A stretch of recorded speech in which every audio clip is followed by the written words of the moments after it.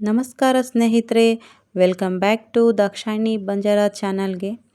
ಸ್ನೇಹಿತರೆ, ಇವತ್ತಿನ ರೆಸಿಪಿ ಏನಪ್ಪ ಅಂದರೆ ದೊಣ್ಣೆ ಮೆಣಸಿನ್ಕಾಯಿ ಮಸಾಲ. ದೊಣ್ಣೆ ಮೆಣಸಿನ್ಕಾಯಿನ ಕ್ಲೀನಾಗಿ ತೊಳ್ಕೊಂಡು ಇಟ್ಕೊಂಡಿದ್ದೀನಿ ಸ್ನೇಹಿತರೆ. ಕಟ್ ಮಾಡ್ಕೊಳ್ತಿದ್ದೀನಿ. ಕಟ್ ಮಾಡಿ ಅದ್ರ ಒಳಗಿನ ಬೀಜನ ತೆಗಿತಾ ಇದ್ದೀನಿ. ಯಾಕಂದರೆ ತುಂಬ ಖಾರ ಇರುತ್ತೆ ಸ್ನೇಹಿತರೆ. ಬೀಜನ ತೆಗೆದ್ರೆ ಸ್ವಲ್ಪ ಖಾರ ಕಡಿಮೆ ಆಗುತ್ತೆ. ಎಲ್ಲ ಬೀಜನ ತೆಗೆದು ಇಟ್ಕೊಂಡಿದ್ದೀನಿ ಇವಾಗ ನಾನು ಕಟ್ ಮಾಡಿಕೊಂಡು. ಇವಾಗ ನಾವು ಇದಕ್ಕೆ ಹಾಕೋಕ್ಕೆ ಮಸಾಲಾನ ರೆಡಿ ಮಾಡ್ಕೊಳ್ಳೋಣ. ಇವಾಗ ಮಿಕ್ಸಿ ಬೌಲ್ನ ತಗೊಂಡಿದ್ದೀನಿ. ಇದರಲ್ಲಿ ಶೇಂಗಾ ಬೀಜ ಹುರ್ಕೊಂಡಿರೋದು, ಹಾಗೆ ಹುರ್ಕೊಂಡಿರೋ ಎಳ್ಳು, ಹಾಗೆ ಹುಚ್ಚೆಳ್ಳು ಸ್ನೇಹಿತರೆ, ಇದನ್ನು ಹುರ್ಕೊಂಡಿದ್ದೀನಿ. ಸ್ವಲ್ಪ ಕೊಬ್ಬರಿ, ಶುಂಠಿ, ಬೆಳ್ಳುಳ್ಳಿ ಸ್ನೇಹಿತರೆ, ಹಾಗೆ ಚಕ್ಕೆ, ಲವಂಗ, ಏಲಕ್ಕಿ ಇದನ್ನೆಲ್ಲ ಆ್ಯಡ್ ಮಾಡ್ಕೊಂಡಿದ್ದೀನಿ. ಸ್ವಲ್ಪ ಕೊತ್ತಂಬರಿ, ಸ್ವಲ್ಪ ಉಪ್ಪು, ಅರಿಶಿನ, ಹಾಗೆ 2 ಟೊಮೆಟೊನ ತಗೊಂಡಿದ್ದೀನಿ. ಇವಾಗ ಇದನ್ನು ಪೇಸ್ಟ್ ಮಾಡ್ಕೊಳ್ಳೋಣ. ಹಾಗೆ ನಾನಿವಾಗ 1 ಸ್ಪೂನ್ ಧನಿಯಾ ಪುಡಿ, ಹಾಗೆ 1 ಸ್ಪೂನು ಗರಂ ಮಸಾಲಾನ ಆ್ಯಡ್ ಮಾಡ್ಕೊಂಡಿದ್ದೀನಿ ಸ್ನೇಹಿತರೆ ಇದರಲ್ಲಿ. ಇವಾಗ ಪ್ಯಾನ್ ಇಟ್ಕೊಳ್ಳೋಣ.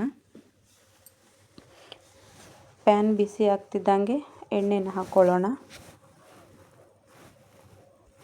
ಎಣ್ಣೆ ಬಿಸಿ ಆದ ತಕ್ಷಣ ನಾವು ಇದರಲ್ಲಿ ದೊಣ್ಣೆ ಮೆಣಸಿನ್ಕಾಯಿನ ಹಾಕ್ಕೊಂಡು ಫ್ರೈ ಮಾಡೋಣ ಸ್ನೇಹಿತರೆ.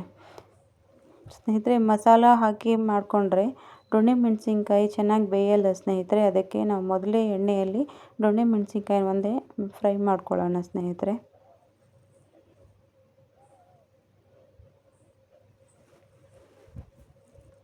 ಚೆನ್ನಾಗಿ ಫ್ರೈ ಆಗಲಿ.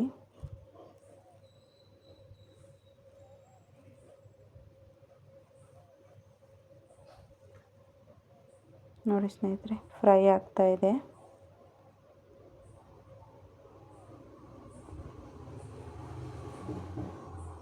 ಇವಾಗ ನಾವು ಸೈಡಿಗೆ ತಗೊಂಡ್ಬಿಡೋಣ ದೊಣ್ಣೆ ಮೆಣಸಿನ್ಕಾಯಿನ.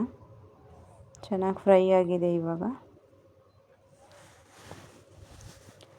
ಹಾಗೆ ಅದೇ ಬಾಣಲೆಯಲ್ಲಿ ಇನ್ನು ಸ್ವಲ್ಪ ಎಣ್ಣೆನ ಹಾಕ್ಕೊಳ್ಳೋಣ.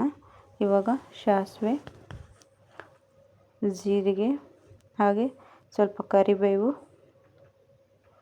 ಇವಾಗ ಇದರಲ್ಲಿ ರುಬ್ಬಿಟ್ಟಿರುವ ಮಸಾಲಾನ ಹಾಕಿ ಎಣ್ಣೆಯಲ್ಲಿ ಚೆನ್ನಾಗಿ ಫ್ರೈ ಮಾಡ್ಕೊಳ್ಳಿ. ಫ್ರೈ ಆದಮೇಲೆ ಇದರಲ್ಲಿ ನೀರನ್ನು ಹಾಕ್ಕೊಳ್ಳಿ. ರುಬ್ಬಿರುವ ಮಿಕ್ಸಿ ಬೌಲಲ್ಲಿರೋ ಮಸಾಲೆನೆಲ್ಲ ಕ್ಲೀನಾಗಿ ತೊಳ್ಕೊಂಡು ಹಾಕ್ಕೊಂಡಿದ್ದೀನಿ ಸ್ನೇಹಿತರೆ ನಾನು.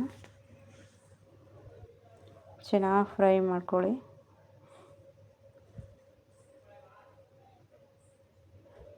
ಮಸಾಲೆ ಎಲ್ಲ ಹಸಿ ವಾಸನೆ ಹೋಗೋ ತನಕ ಚೆನ್ನಾಗಿ ಫ್ರೈ ಮಾಡ್ಕೊಳ್ಳಿ.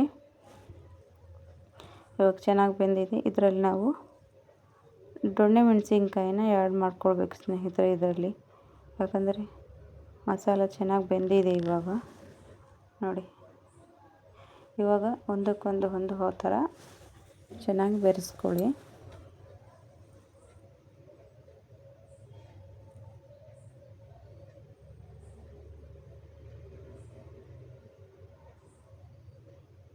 ಚೆನ್ನಾಗಿ ಬೆರೆಸ್ಕೋಬೇಕು.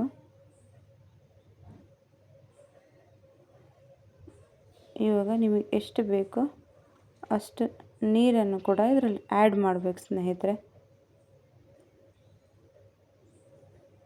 ನೋಡಿ, ನಮಗೆ ಸ್ವಲ್ಪ ಗ್ರೇವಿ ಬೇಕಿತ್ತು, ಹಾಗಾಗಿ ನಾವು ನೀರನ್ನು ಜಾಸ್ತಿನೇ ಹಾಕ್ಕೊಂಡಿದ್ದೀವಿ.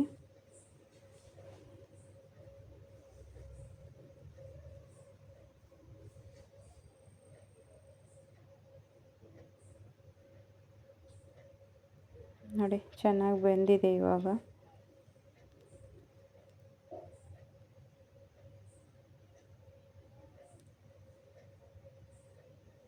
ಇದನ್ನು ನಾವು ರೊಟ್ಟಿ ಜೊತೆ, ಚಪಾತಿ ಜೊತೆ ಎಲ್ಲ ತಿನ್ಬೋದು ಸ್ನೇಹಿತರೆ. ಅಂದರೆ ಜೋಳದ ರೊಟ್ಟಿ ಜೊತೆ ಒಳ್ಳೆ ಕಾಂಬಿನೇಷನ್ ಸ್ನೇಹಿತರೆ ಇದು. ಥ್ಯಾಂಕ್ ಯು ಸ್ನೇಹಿತರೆ. ನನ್ನ ವಿಡಿಯೋಗೆ ಲೈಕ್ ಮಾಡಿ ಸ್ನೇಹಿತರೆ, ಹಾಗೆ ಸಬ್ಸ್ಕ್ರೈಬ್ ಮಾಡ್ಕೊಳ್ಳಿ.